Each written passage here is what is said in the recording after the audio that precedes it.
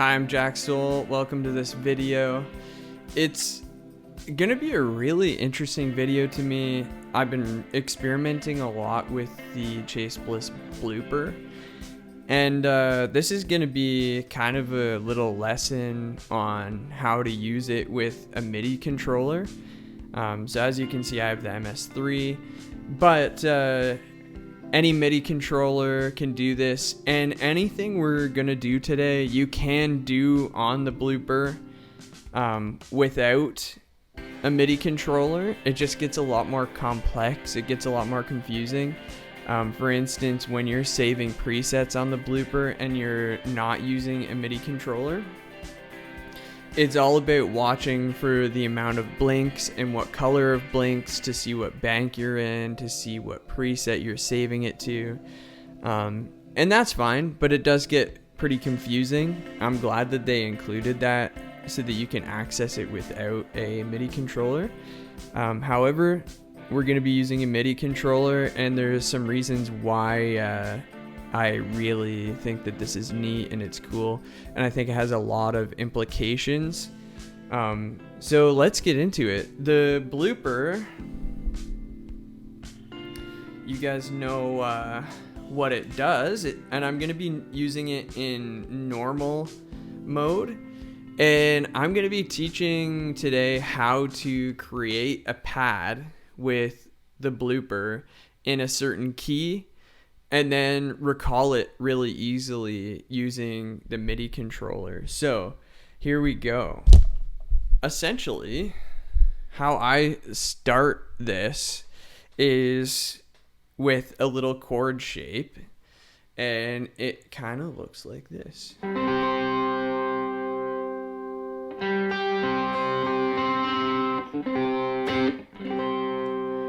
So then I go on to the Microcosm, and I have a setting under the haze preset, and I've tweaked it a bit, so I've got a user preset for the haze, and I think it's really good to add a pad. So what I'm gonna do, but what I would like to say too is that whatever pedals you have, you can experiment with, and you can make this work with if you have a Blooper. But I think the Microcosm makes it really easy. That's kind of what it's made for. So what I do is I start with a chord shape. So this pad is going to be in the key of C. So I'll start with the chord shape, and then I'll start the pad going on the Microcosm.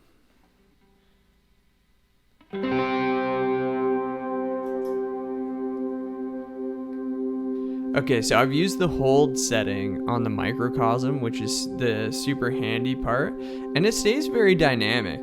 So what I'm gonna do now, make sure I've got a clean slate on the Blooper, is I'm just gonna add this into the section with the Blooper. So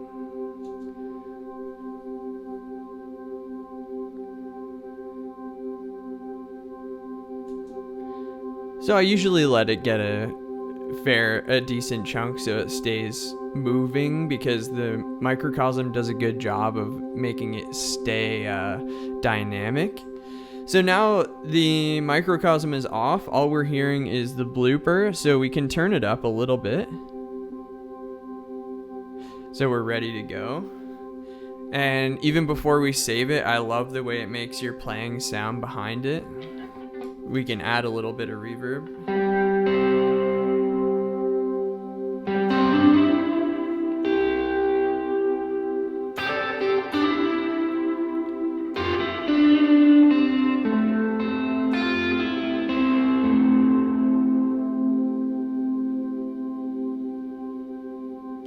All right, and I love using this. I like to use it when I play at church. I like to use it even in some scenarios when I'm writing my own stuff. And so the next step, I can put this on pause on the Blooper, which is awesome. So I can think without the pad playing. But the next step is to save it on the MS3. So it's a little bit hard to see on the camera, so I'm just going to walk you through it audibly here. But basically, I'm going to go into the edit, and what the Blooper needs is a PC change. So let's go all the way to control on the MS3, and then you go all the way over to MIDI patch. Okay, so just a quick lesson. A PC change usually refers to a preset change. So if you're on like the Specular Tempus, for example, a PC change usually means you're changing from one algorithm to another. A preset change. But there's another group of MIDI messages that's called a CC, and that usually pertains to a setting on that algorithm. So for instance, you can CC change the mix or the decay on your reverb within that algorithm while you're still in that algorithm playing it. But again, the PC, which we're going to be working with today, usually means you're changing from one algorithm to another. For the Blooper, it means you're changing from one preset, one saved loop to another. So now that we're in the MIDI patch, the Blooper is on MIDI channel 2. So I've got MIDI channel 2 set up. I want to save it to the first preset. So again, MIDI can be really difficult to memorize all this stuff. But on the MS3, number 1 means 1. But the Blooper is set up to go 0 through 15. But since the MS3 is already set up to go, it cancels out the 0. It's hard to understand.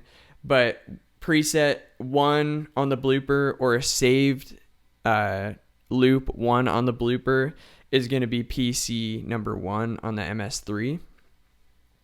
So now that we've got that all out of the way, so how to save it is we can start playing the loop again. And all you do is you send a MIDI message, which you do by pressing the on-off button on the MS3 while you're holding the right foot switch down. So I'm going to start holding the right foot switch down and then send the MIDI message.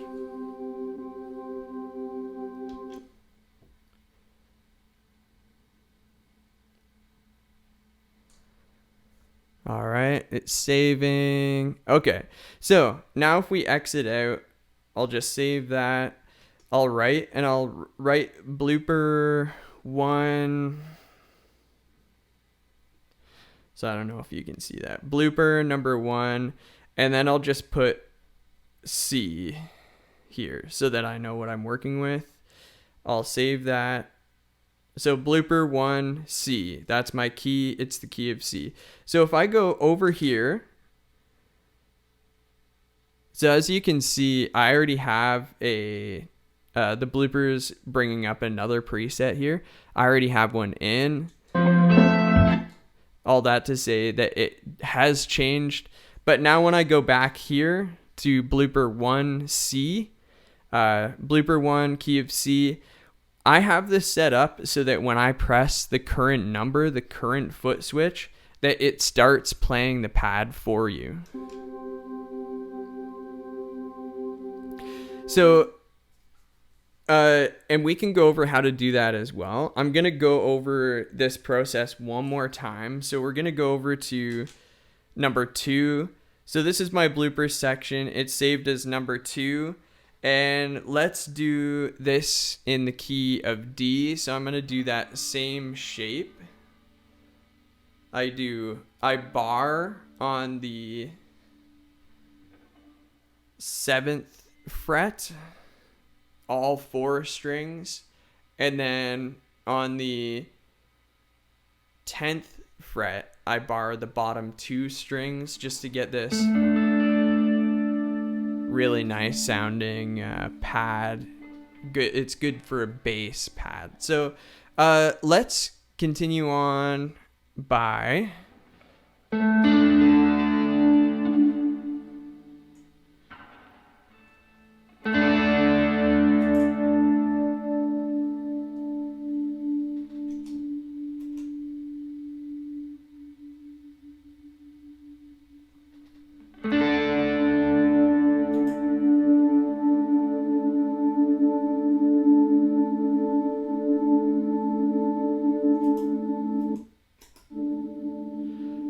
let's try that one more time.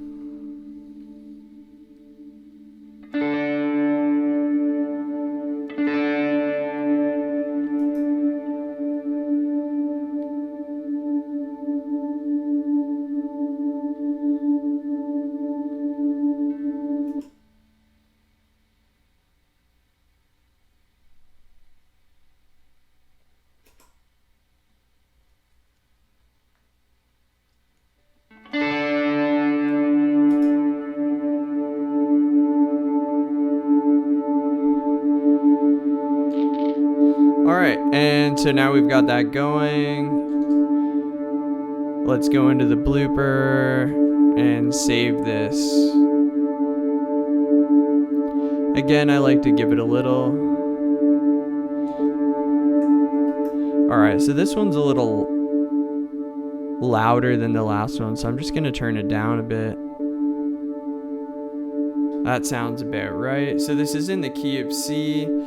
So I named this number 2. So let's just do, it's blooper number 2, and then I'll put a D beside it so we know what key it's in. So again, we go to edit, we go all the way over to control, MIDI patch number 1, and then we're sending PC number 2 so we can bank it in the second section. So I'm going to hold down the right foot switch, send the message. There, it's saving.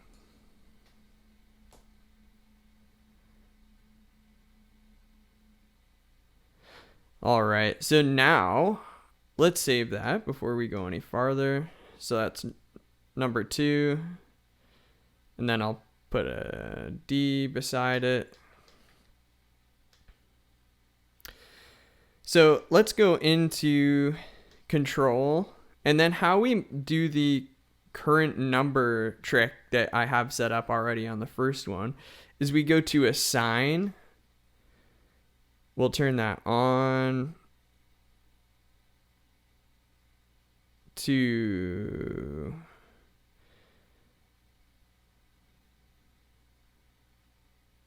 current number. Toggle. We'll go over its category MIDI, which we need. It's bloopers in channel 2. So go to assign. Yeah, okay. So current number, moment, MIDI channel 2, CC number is also number 2, and then minimum 0, maximum anything above 0, so 1. Okay, save that. So now for our blooper number 1, you can see the lights blink while it's recalling your preset, but on current number, we can play the pad in C, and then if we change presets to number 2, we can play our pad in D. It's a little loud, so we can turn it down a bit and then resave that if we want.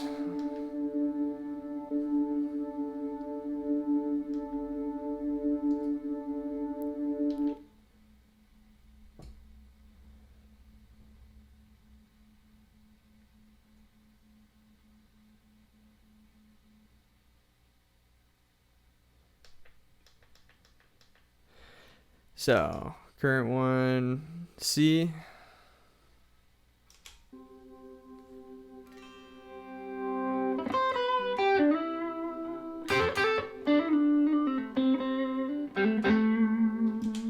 we go over number 2. As soon as it's loaded, we can call it up with our current number.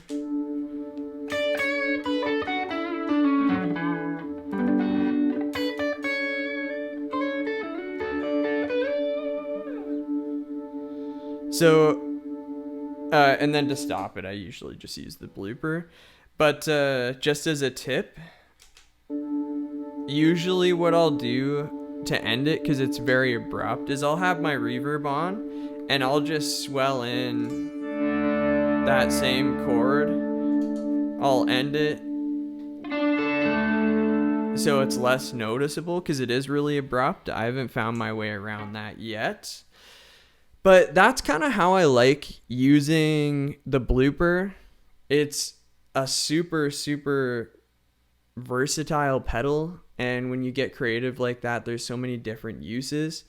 And when it comes to my MIDI controller, I just use it to open up the board and the different settings and presets and things that I wouldn't be able to do as easy without it. So I'm going to do more videos kind of showing how to navigate the MS3. It's a little confusing, but it does make sense after you get it. And then, yeah, maybe bring up some of my Kernom ridge settings, because although I only have one overdrive on the pedal board, the MS3 really opens it up. So I hope you found that little trick interesting, and I really appreciate you coming down to watch this video.